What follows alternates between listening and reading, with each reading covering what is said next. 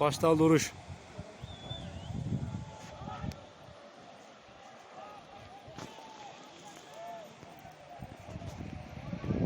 Mına.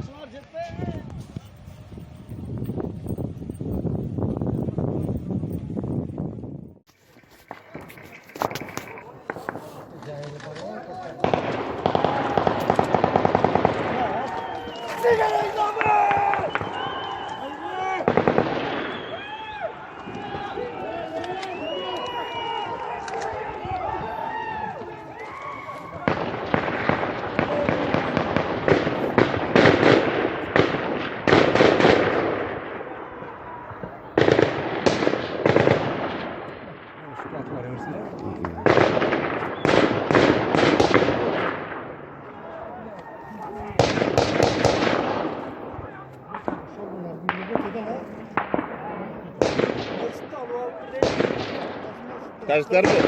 Geçtiğinden dağın birdirmesine Europ kirip alttırırlar deyip. Tажиктер mi? Men isken çıkıp da granat taşaş gerek de. Bir nerse kılacak. Ruhsat berip durur ha. Atışka mı? Hazır o televizordan janıktan ayşıp etken de.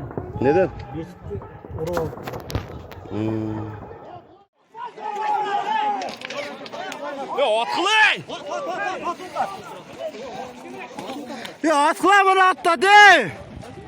Mına. Bana ya mı? Ya atılay bana karaklı! Çobatına böyle basın. Zamanlarına avtomatını alma.